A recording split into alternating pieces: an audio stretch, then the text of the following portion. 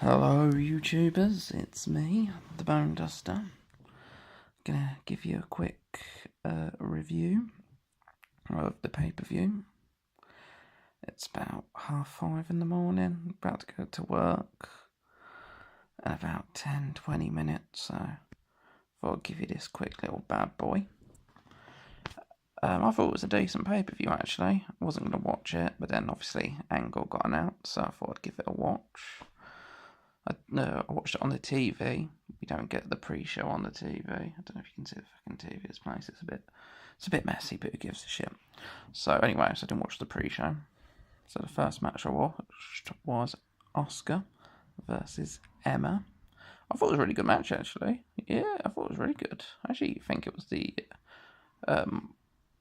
arguably the best match of the night. Actually, I thought it was really good. I was watching some podcast reaction live podcast shit after the pay-per-view, and they were moaning because they thought it should have been a squash match. I'm a wrestling fan. It's a pay-per-view. I don't want to watch a squash match on a pay-per-view. They're like, "Oh, it was really good, but it wasn't what it was meant to be." Who are you to decide what it's meant to be? It was a fucking great wrestling match.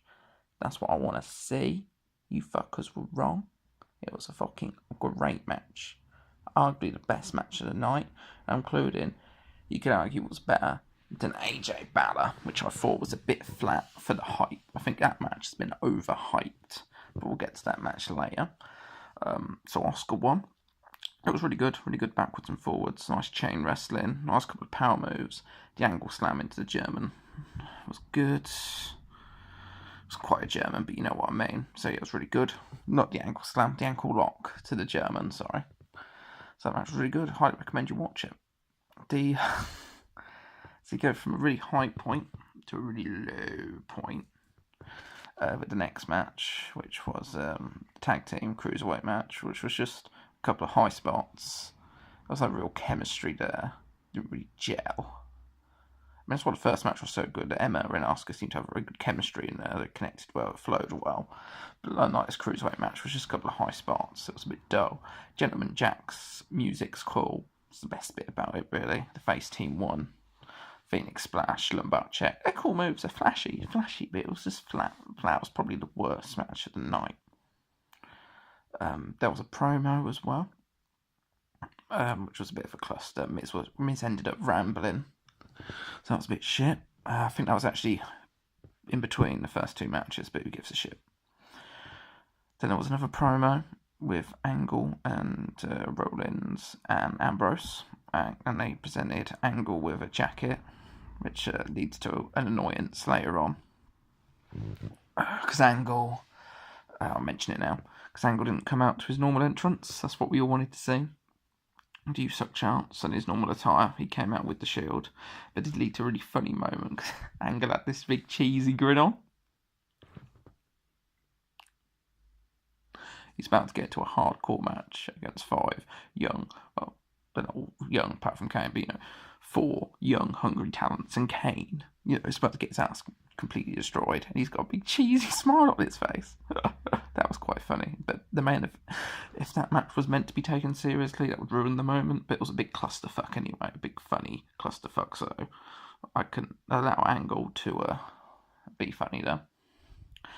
So after the tag team cruiserweight match, we had the second women's match of the main card, Mickie James versus Alexa Bliss. I thought the match was decent. Actually. I liked the bit where, because I hadn't seen it before, where Alexa kept on grabbing the hair and slamming Mickie down, and Mickie would kickflip up, and they did this like 3 times repeatedly. I thought it was quite cool. I hadn't seen that before.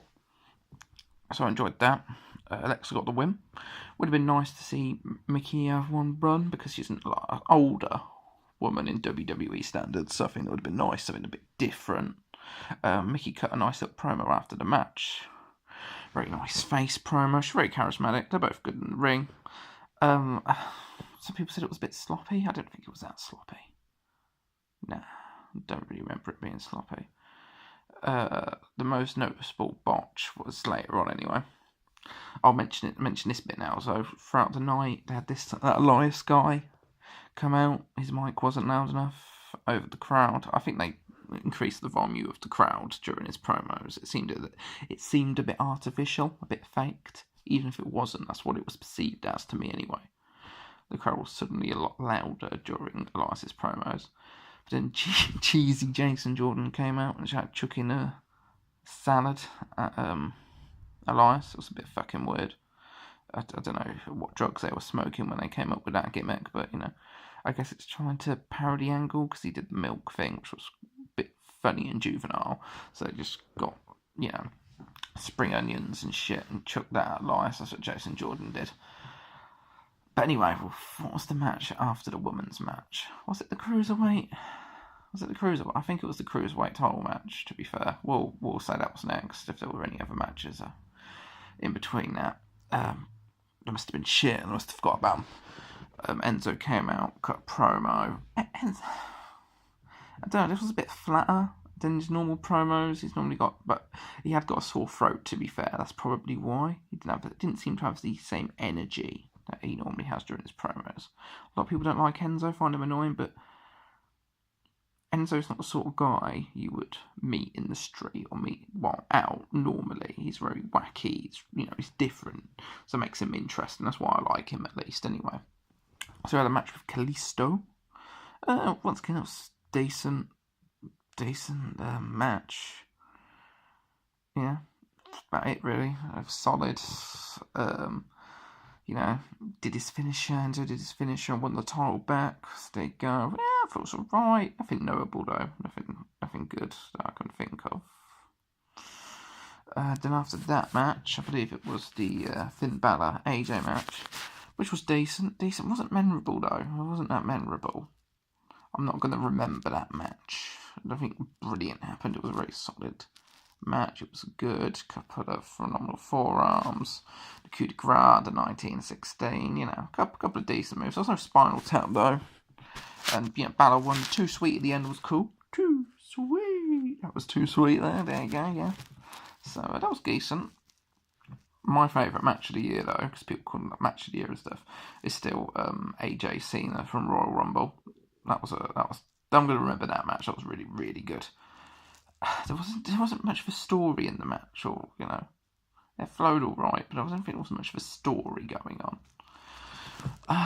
Then we had Jason Jordan versus Elias in an actual match this time, instead of just promo fuckery. The match was once again decent, but what was notable for me was how strong Jason Jordan is, because that Elias guy is tall, he's muscly, he's not a light fucker, but that Jason Jordan will just pick him up and throw him about, man. Jason Jordan is fucking strong, mate. Fucking strong. Some good shit there. There was a botch at the end, though. The ref got to, 2 count, and they had him in, a sort of cradle pin, and then they broke the pin before the 3 count, before the 3rd count. So they botched the finish there. That was quite funny.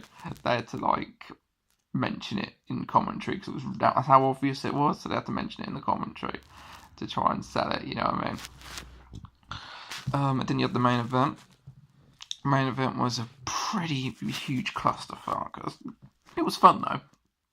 People say it was a bit confusing and stuff, but it was a fun main event because of just how crazy it was. It's nice to have these occasion little big crazy clusterfucks. Angle got taken out for a bit.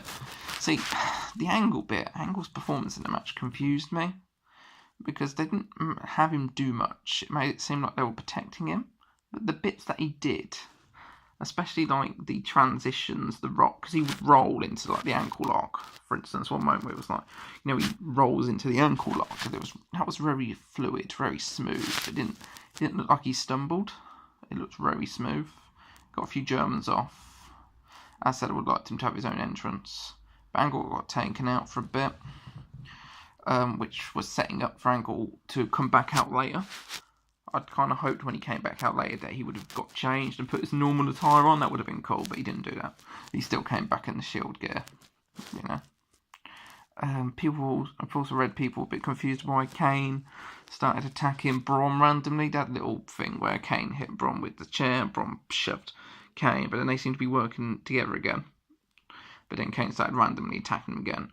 which I think is all right for Kane. And Kane's meant to, he's a monster, big red machine, devil's favourite demon. He's a monster, so he's a bit of a psychopath. He's an actual lunatic, unlike Dean Ambrose. I like the bit where they killed Braun Strowman by putting him in dumpster truck, which is meant to design to crush rubbish. So Braun's dead. That's a first. But if you could do Undertaker and come back, I guess, sort of shit. The funniest thing about the match, though, well, I like the bits where there was a bit where Cesaro and Sheamus tried to put Dean through a table with a crucifix powerbomb, but the table didn't snap in half, and Cesaro just shrugged his shoulders. It's like, shit happens. Cesaro did that twice after. He also did that sort of sarcastic, nonchalant shoulder shrug after they were coming back to the ring after shoving Braun in the dumpster truck. Miz had a really shocked, can't believe we just did that face. Probably shouldn't have done that face. And so I said that sarcastic. Oh well, shit happens. I like the contrast. That was good. But no, the best bit though of the match was Booker T's commentary. Throughout the whole match, it was like, Kurt Angle shouldn't have done this. He was stupid for doing this. He's the Raw general manager. They're never gonna win this. And then after they actually won the match, after the Olympic Shield bomb, Booker T was like, with no sense of sarcasm or backtracking. He was like, I always knew they could do it. And then Corey Graves and Malcolm were like, what? What are you talking about? Oh, that was the best bit. So yeah, that was my little review and recap of TLC. Calling a pay-per-view TLC and only having one TLC match was a bit shit though. So for that, the card gets 2 out of 10. Hope you enjoyed my review. Bye-bye for now.